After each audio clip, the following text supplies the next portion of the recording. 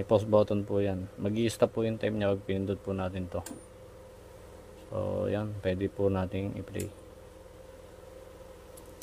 So ganun po siya gamitin. Nakaset po siya 5, 10, 20 peso coin.